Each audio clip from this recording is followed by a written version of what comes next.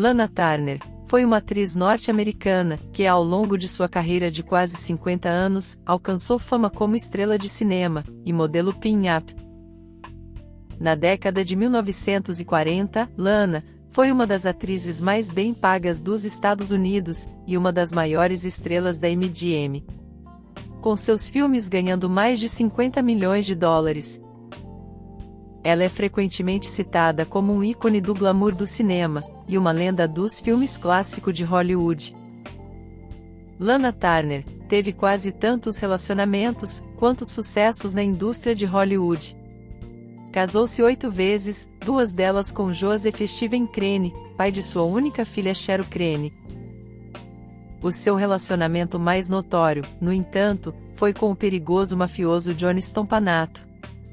E a morte dele em 4 de abril de 1958 gerou uma série de dúvida e um escandaloso inquérito que, alimentado pela mídia, questionou todos os aspectos da vida de Lana e sua habilidade como mãe. Olá! Me chamo Amanda, e você está no canal Garota Vintage. Lana Turner nasceu como Julia Dean Turner, em 8 de fevereiro de 1921, em Wallace, no estado de Idaho. Com 6 anos de idade, seus pais se separaram, e ela e sua mãe passaram por dificuldades financeiras. Na infância, Lana passou por diversos traumas, pois ela e sua mãe passaram a se hospedar em várias casas de famílias, onde ela passou a ser tratada como uma escrava doméstica.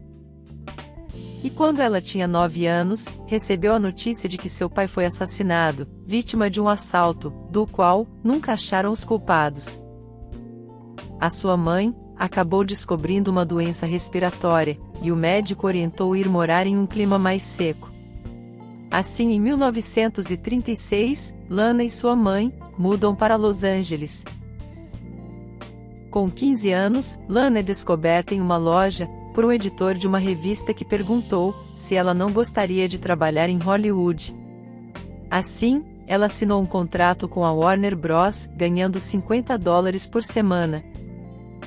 Lana fez sua estreia no cinema em um drama policial, no qual ela interpretou uma adolescente vítima de um assassinato.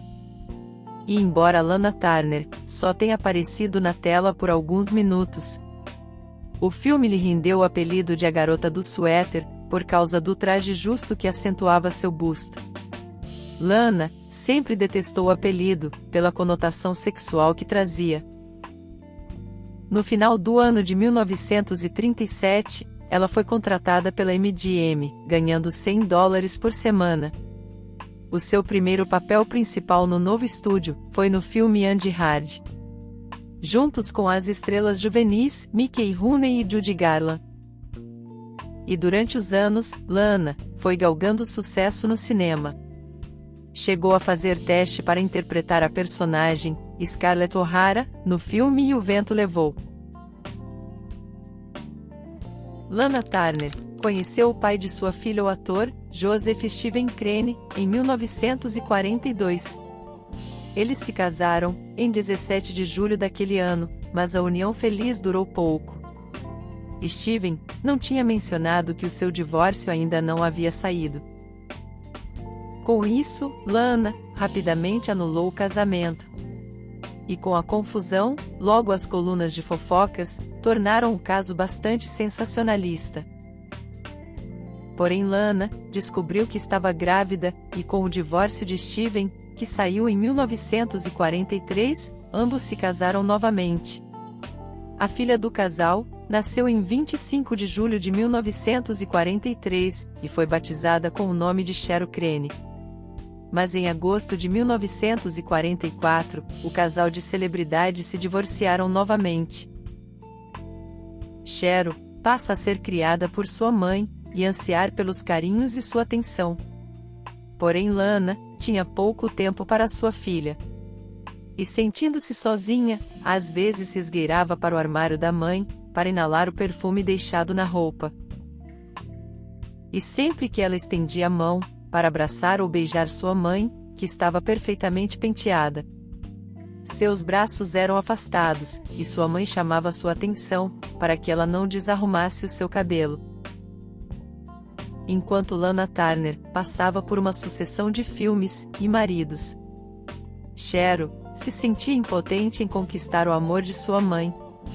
Até a Sexta-feira Santa de 1958, onde Cheryl, de 14 anos, finalmente foi capaz de provar sua devoção. Em sua biografia, Cheryl revelou sobre os acontecimentos daquela noite, além de falar do abuso sexual que sofreu de um dos seus padrastos, quando tinha de 10 a 13 anos. Cheryl conta que o quarto marido de sua mãe, o ator Lex Barker, famoso pelo seu personagem Tarzan, passou a abusar dela quando tinha 10 anos. E ela só se sentiu à vontade para falar quando completou 13 anos. Ela contou tudo para sua avó materna, que acabou contando para sua mãe. Ela relata no livro de forma assustadora como Lana Turner disse ter apontado uma arma para a cabeça de Lex, enquanto ele dormia.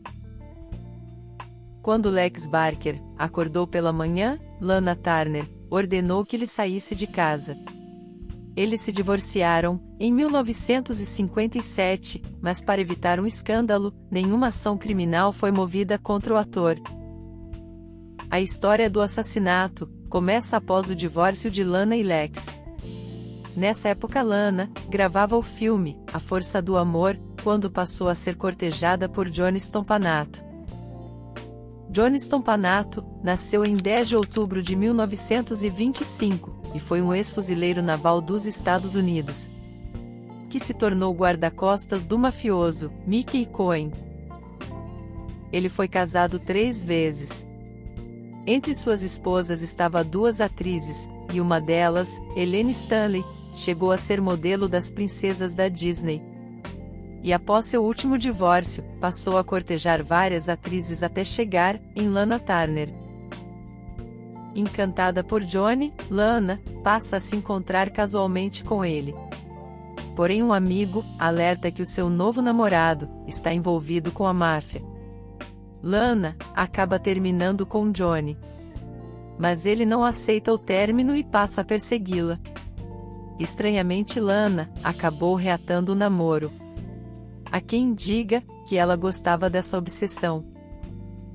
Porém, o relacionamento se torna bastante tóxico.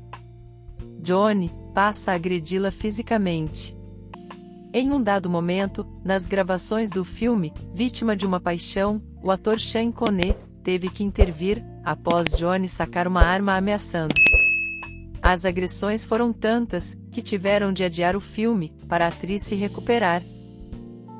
É difícil dizer se Lana Turner tinha medo de terminar com o mafioso pelas ameaças que ele fazia, ou estava realmente apaixonada, ao ponto de ignorar os abusos sofridos na relação. Isso porque o casal trocava cartas constantemente, bastante apaixonadas e intensas. Essas correspondências, trocadas com o namorado, criaram uma imagem pública péssima da atriz. E segundo Lana, no julgamento, quando eles viajaram para o México, para a atriz tirar umas férias, além das agressões físicas, ele a obrigava a ter relações sexuais. Lana Turner conta que o relacionamento era de períodos de abuso e períodos de romantismo. Johnny oscilava no seu temperamento. A primeira vez que Cheryl viu sua mãe ser agredida foi na noite do Oscar de 1958, do qual sua mãe ganhou o prêmio de melhor atriz. Quando elas voltaram da festa, Johnny estava lá esperando, bastante furioso por não ter acompanhado Lana no evento. Antes de presenciar os abusos da mãe com o namorado, Cheryl tinha um bom relacionamento com Johnny. Cheryl não fazia ideia da gravidade do namoro, até aquela noite de 26 de março. Cheryl, na época com 14 anos, estudava em um internato. E naqueles dias que passou com sua mãe, foi presenciando o comportamento abusivo de Johnny. Os eventos na mansão de Lana, em Beverly Hills, do dia 4 de abril de 1958, tiveram um sentimento de desconexão para Lana e Cheryl. Em todos os anos seguintes, Lana só se referia a isso como o acontecimento. E Cheryl não falava sobre o ocorrido. Mas tudo mudou para sempre, na vida dos três. Naquela noite, Lana e Johnny estavam brigando no quarto do casal. Cheryl estava no quarto ao lado. E Lana, mais uma vez tentava pôr fim naquele relacionamento. Cheryl contou em uma entrevista anos mais tarde que havia lutas horríveis, gritos e berros, e vidros quebrados. E que ela não estava acostumada a ouvir este tipo de situação. E que naquela noite sua mãe revelou a natureza tóxica daquele relacionamento. E que tinha orientado a mãe a chamar a polícia. Segundo Cheryl, a discussão foi ficando cada vez mais intensa, e Johnny ameaçou Lana e sua família. E foi neste momento que Cheryl desceu para a cozinha e pegou uma faca, insistindo para que a mãe abrisse a porta do quarto. Cheryl conta que assim que a mãe abriu a porta do quarto, ela olhou para Johnny, que parecia estar armado. E quando ele caminhou em direção das duas, Cheryl apenas agiu no instinto, esfaqueando no seu estômago. Diante da situação, em vez de ligar para a polícia, Lana liga para sua mãe e o médico da família. Segundo ela, com o intuito de salvar o namorado, mas apesar da tentativa, ele acaba falecendo. Porém, mais uma vez ela não entra em contato com a polícia, e liga para o melhor advogado de Los Angeles. A polícia só é notificada apenas 2 horas depois do assassinato. Na autópsia, o médico legista informou que a ferida da faca atingiu o abdômen, penetrando o fígado, a veia portal e a aorta, o que causou uma hemorragia severa. Mas estranhamente o quarto estava limpo, assim como os indivíduos daquela casa, que não aparentavam estar sujos de sangue. Com a chegada da polícia e da imprensa, Cheryl assumiu a culpa pela morte de Johnny. Ela é levada em custódia e ficaria em uma detenção para menores de idade por 3 semanas. No julgamento, várias dúvidas foram levantadas. O mafioso Mickey Cohen, chefe de Johnny, questionou como uma menina de 14 anos poderia ter matado seu guarda-costa. E acreditava que Lana Turner era a verdadeira assassina. A mãe de Johnny também questionou sobre Cheryl ter matado seu filho. Sobre o mafioso Mickey Cohen, este passou a chantagear a atriz. Ele sabia tudo sobre Lana Turner e Johnny Stompanato. Na verdade, foi ele quem ajudou Johnny a ter acesso a Lana. E era ele que bancava os presentes dados por Johnny. Como foi dito, Johnny cortejou várias atrizes. E um dos motivos era que essas mulheres eram ricas e poderosas, e poderiam ser facilmente chantageadas. E dias depois do homicídio, um dos advogados de Lana apareceu em sua casa com um pacote. Dentro havia uma série de fotos da atriz nua, do qual Johnny havia fotografado. Lana e seu advogado acabaram queimando as fotos e os negativos. Porém Mickey não tinha desistido, e foi assim que as cartas trocadas de Lana e Johnny vieram a público. Se ele não ganhasse dinheiro com aquela história, pelo menos acabaria com a carreira de Lana Turner. Mickey admitiu abertamente que vazou as cartas para a imprensa. Cheryl foi poupada de testemunhar, devido ao trauma sofrido. Porém, teve que aguardar o julgamento em prisão. Lana foi chamada como testemunha, sendo a única pessoa que viu Cheryl esfaquear Johnny. O inquérito do legista sobre a morte de Johnny Stompanato foi o evento televisivo mais esperado de todos os tempos. Dependendo do que Lana falasse, sua filha iria embora como uma mulher livre, ou seria acusada da morte do namorado de sua mãe. O legista apresentou o relatório da autópsia. Como foi dito antes, a facada causou uma hemorragia severa. Então foi a vez de Lana dar seu depoimento. Durante as horas seguintes, Lana respondeu às perguntas do legista, do promotor e do seu advogado. Falando baixinho, ela tentou explicar porque ficou com um homem que a espancava, algo que disse em sua autobiografia que nem ela mesma entendeu. Ela contou uma recapitulação, momento a momento, da discussão que levou ao esfaqueamento. Os investigadores da polícia também testemunharam e ficaram confusos com alguns detalhes. Primeiro, a faca era nova, mas estava arranhada e lascada, como se tivesse tido um uso significativo antes. Em segundo lugar, não havia impressões digitais na faca. Em terceiro, não havia sangue no quarto, ou nas roupas de Lana Turner e Cheryl Crane. E o quarto não estava em nenhum tipo de desordem.